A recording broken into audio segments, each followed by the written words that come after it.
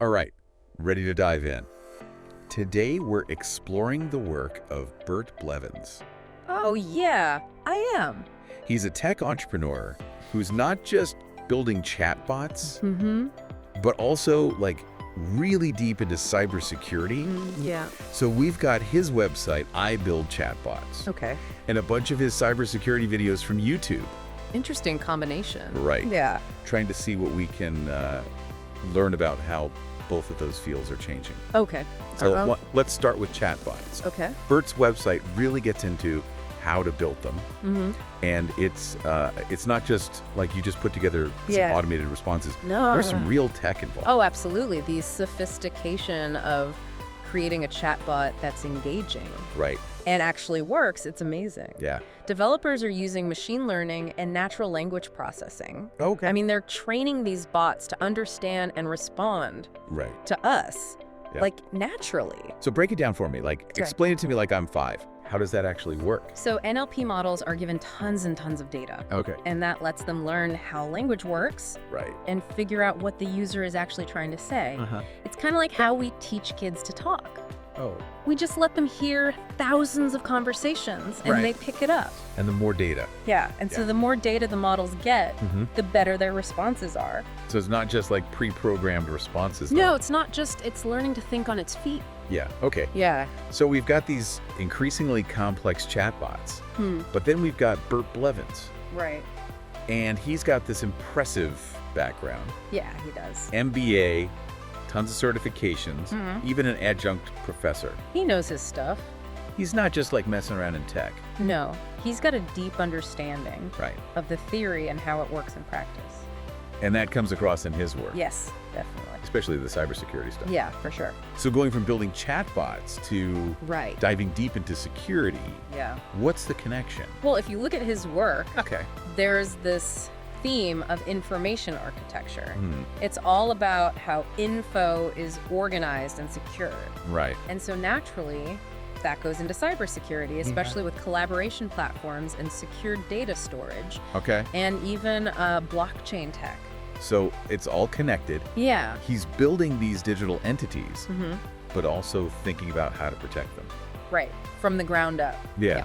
And that's a pretty important perspective. Oh, for sure. Especially with all the cybersecurity stuff we hear about these days. Right. Yeah. Okay, so let's look at some of his videos. Okay, sounds good. One that caught my eye was his explanation of just-in-time permissions, Okay. JIT permissions. I'm not super familiar with that concept. So basically, instead of just giving someone access to Yeah. a system all the time, you only give them access when they need it Okay, for a limited time. so you're controlling who gets in Yeah, like giving someone a key card that only works Yeah. for one door at a certain time. instead of just leaving the door wide open. Exactly. Seems smart, especially with sensitive information. Oh, yeah. This actually relates to a bigger idea Yes. called Privileged Access Management, and PAM. Right. PAM, yeah. We'll probably talk about it more. Yeah, probably. But it's all about controlling and monitoring. Right. Who has access? Yeah, who has access to what, especially when it comes to the important stuff. Exactly. So JIT permissions are kind of a tool Yeah. within the bigger PAM toolbox. It's all about having layers of security, right? Yes, it's not just one lock on the front door. Yeah. It's a system of checks and balances. Yeah. Exactly. And this multi-layered approach Yeah. is even more important when you think about something else Bert talks about. What's that?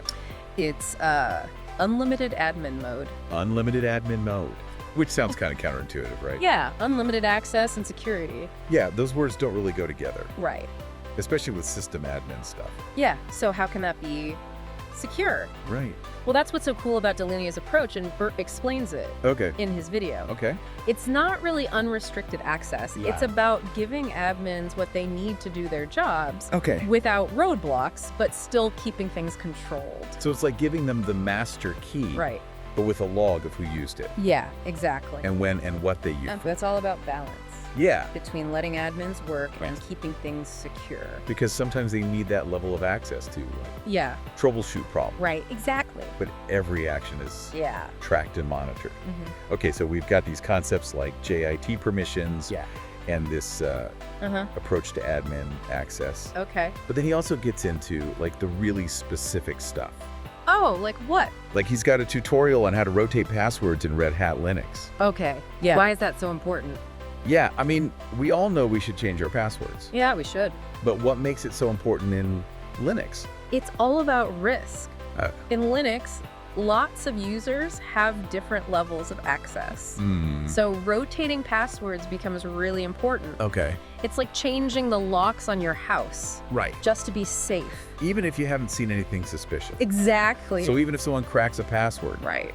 they only have a little bit of time before it changes. Exactly. Yeah. But changing all those passwords manually Oh, yeah, that would be a nightmare. a nightmare. Yeah. So that's where automation comes in. Right. Bert talks about using tools and scripts to do it automatically. Yes. So you don't have to do it all manually. Uh-huh. And it's also more accurate, probably.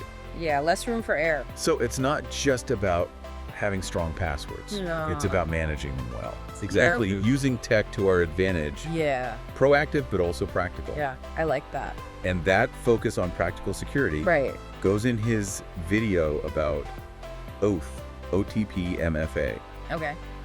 which is, One-time password multi-factor authentication.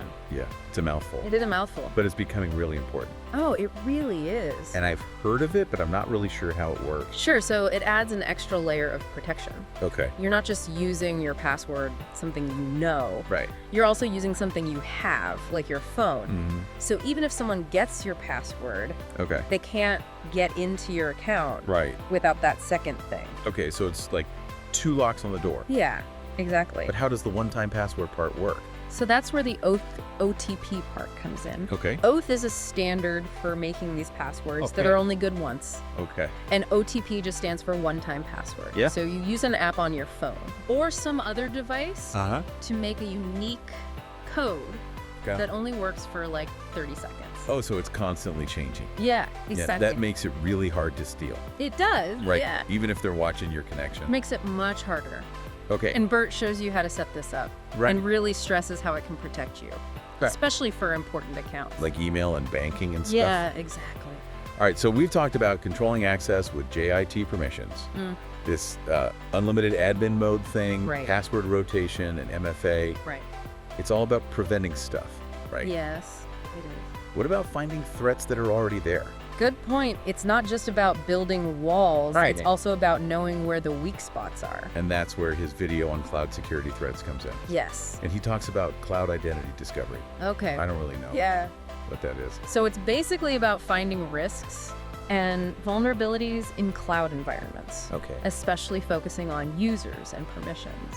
So is it like a detective Yeah, kind of. for the cloud? Yeah, like an audit. Okay. You're looking for gaps that could be exploited. Okay, so much of our stuff is in the cloud now. Yes, absolutely. So this seems really relevant. Oh, it is. It's not just about our phones and computers anymore. No. It's about these massive cloud environments. Exactly. And that's what he talks about in the video. Yeah. Managing user access, strong authentication, Right. and monitoring for suspicious activity. You can't just set it and forget it. Right. You have to stay on top of it. Does he give practical advice? He does. Like specific things you can do? Yeah, he gives examples. Okay. Highlights vulnerabilities and gives No, solutions. he doesn't act like he knows everything. No, I don't He think- actually interviews other experts He does, yeah. because this is constantly changing, right? Yes, exactly. So it feels more like a collaboration yeah, for sure. than a lecture. It's about learning together Right. and staying up to date. Which brings us back to PAM, Oh, privilege access management. Right. It's a theme throughout all of this. It is because it all comes down to Yeah. controlling It's access. sensitive information. Exactly. It's like, with great power comes great responsibility. Right. Right. Yeah. PAM is about making sure Mm. that people with access to these systems Yeah. use it responsibly Right. and securely. Yes. And Bert really emphasizes that in his videos. Yeah, he does. But can we break that down more? Sure. What are the key parts?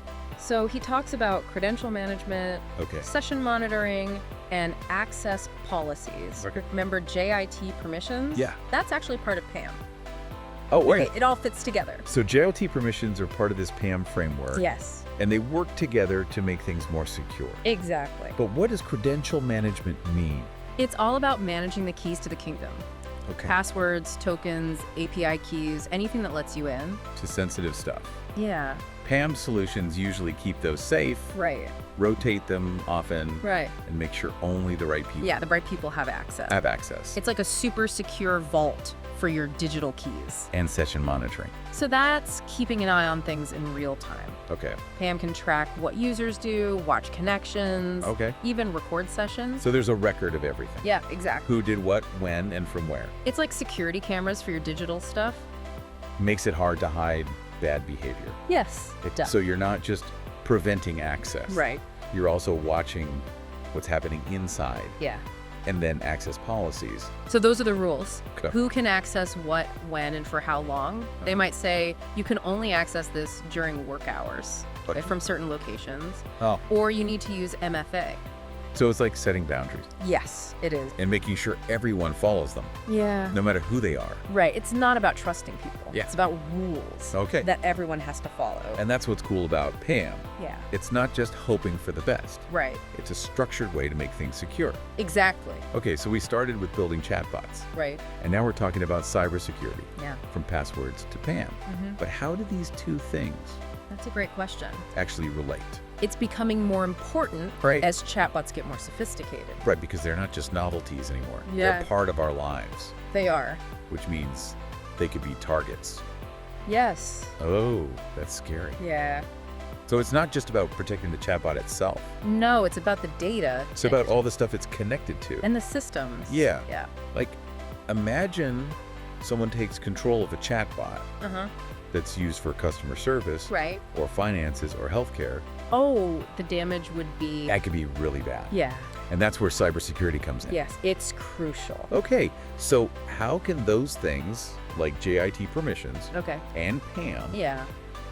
be used to protect chatbots? Well, let's start with JIT permissions. Okay, You could limit what data a chatbot can access okay. and only give it access when it needs it. So if a chatbot is only supposed to book flights, Yeah. it doesn't need my whole contact list. No, not at all. Just Right. what it needs for that one task. So you're compartmentalizing the access. Yeah. So even if it's compromised, Right. the damage is limited. Exactly. And with PAM, Uh-huh. organizations can make sure Right. that even the smart chatbots Yeah. are operating within secure boundaries. Exactly. Minimizing the risk. It's like they're employees Yeah. with their own security clearances Yeah. and access controls. It's a good way to think about it. It's not just about making them smart, Right. it's about making them secure. Yeah. But what about us, Yeah. the people who use chatbots? That's a great point. right. We have a responsibility too. What can we do to protect ourselves? Well, you don't have to be suspicious of every chatbot, Right. but be cautious. Okay. Think about the information you're giving them. Right. Is it really necessary? Yeah. Be aware of phishing scams Right. that might look like chatbots. And if something feels wrong, Yeah, trust your gut. just stop. Yeah, disengage. Okay. So it's like anything else online. Yeah, We have to be careful. we do. Be aware of the risks. Mhm. But let's talk about the good side. Okay, Could chatbots help with cybersecurity? that's really taken off right now. Okay. Think about it. Chatbots are great at explaining things. Right. They could teach people about cybersecurity Oh, that's interesting. and personalize it Okay. based on their situation. So it's like having a cybersecurity coach Yeah, exactly. back in your pocket. Right in your pocket. What about real-time support? Oh yeah, like if you think your account's been hacked, Right. you could talk to a chatbot Yeah. instead of searching for help online Or waiting on hold forever. or waiting on hold forever. Yeah. So it's about making cybersecurity easier. Yeah, more user friendly. Could they actually like stop cyber attack? Oh, absolutely. Okay. People are developing chatbots that analyze network traffic, Oh wow. look for suspicious patterns, Right. and actually block attacks. How they're like, Yeah, this could be great for phishing attacks. Oh, okay. They can be trained to spot those fake links and messages. so it's not just reacting after the fact. No. They're on the front lines. Yeah, exactly. That's a cool way to think about it. It is a shift in perspective. And I think that's something Bert is showing us. I agree. He's not just building them. He's thinking bigger. He's thinking about how they can make things safer. Exactly. And he could see that connection yes, he has that unique perspective. between chatbot development and cybersecurity. It's not just about tech. Yeah. It's about people too. And chatbots are good at talking to people, Yeah, they can be. so they could be really helpful there. Yeah, for sure.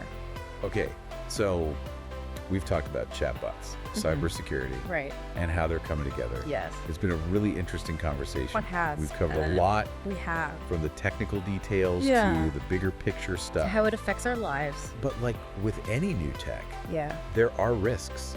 There are. We talk about how chatbots could be used for bad things. Right. And how to protect them. Yeah. And how to protect ourselves. So how do you think chatbots will change cybersecurity That's the question. in the future? It is the question. Both good and bad. Yeah, it's complicated. We need to talk about it We do. because chatbots are becoming a bigger part of our lives They are. and the stakes are getting higher. Yeah. We need to figure out how to use them safely Right. How to get the benefits and responsibly. without the risks. Exactly. That's a balance. And that's something to think about. It is. Yeah. It is a balance for sure. So we've been talking about how cybersecurity applies to chatbots, Mm-hmm. but could chatbots themselves be used for cybersecurity? Yeah. Actually, that's a growing area right now. Oh, interesting. Yeah. So think about it. Oh, Chatbots can be really good at explaining things yeah. clearly and simply. Uh-huh. They could be used to teach people about cybersecurity, best practices and stuff. Right. Maybe even personalize it. Oh, that's cool. Yeah. So it's like Based on what each person needs. your own personal cybersecurity coach. Yeah, exactly. Right in your pocket. Right there on your phone. What about support, like real-time support? Oh, yeah, that's a great idea. If you think your account's been hacked, Uh-huh. you could talk to a chatbot Right. instead of, Instead of trying to find help online yeah, or waiting on hold. or waiting on hold forever. So it's making cybersecurity more Yeah, more accessible. easier to use. Yeah, more user-friendly. Could they go even further? Maybe. Could they actually stop attacks? Oh, for sure. Really? Yeah, some people are developing chatbots that can, like, Okay. analyze network traffic Mm-hmm. and look for suspicious patterns Wow. and even block attacks. So they're like little Yeah, cybersecurity guards. yeah, exactly. This would be good for phishing attacks. Oh, yeah, absolutely. Right. They could learn to spot those fake links and messages. So it's not just reacting after something happens. Well, it's proactive. They're on the front lines. Yeah, they're part of the defense. That's a big shift. It is. It's a whole new way of thinking about security. And I think this is what Bert Blevins is showing us. Yeah, I think so too. He's not just building these things. He's thinking about the bigger picture. He's thinking about how to use them to make things safer. Exactly. And he has this Yeah. unique perspective Yeah, he does. because he knows about chatbots Right. and cybersecurity. He sees the connection. He sees how they fit together. Yeah. And it's not just about technology. I know, it's about people too. Right. Yeah. Cybersecurity is about people. It is. Ultimately. And chatbots are good at talking to people. Yeah, they can be a great tool for communication. So they can be really valuable. Oh, yeah, I think they have a lot of potential. Okay, so we've talked about chatbots, Mhm. we've talked about cybersecurity, We have. and we've seen how they're kind of merging. Yeah, it's an interesting intersection. Yeah, it's been a really fascinating discussion. It really has. We've covered a lot of ground. We have from the technical stuff. Yeah, from the details Is it the big picture? to how it affects us. Exactly. But with any new tech, there are risks. Of course. Right. We've talked about how chatbots could be used for bad stuff Hmm. and how to protect them from being exploited. And how to protect ourselves. But ultimately, what do you think? What do I think? How will chatbots change cybersecurity That's a tough one. in the future? It is. It's hard to predict. The good and the bad? Yeah. There are so many possibilities. Yeah, that's why we need to talk about it. Yeah, we need to have these conversations. Because chatbots are becoming more and more important They're everywhere. and the stakes are getting higher.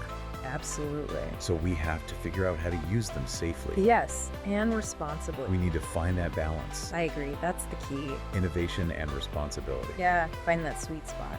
And that's something for everyone to think about. It is for all of us. Yeah, it feels like we're at this Yeah. turning point, you know? Uh-huh. On the one hand, we have these amazing chatbots doing all this cool stuff. Read all these possibilities. Communication, automation, problem solving. Yeah, it's exciting.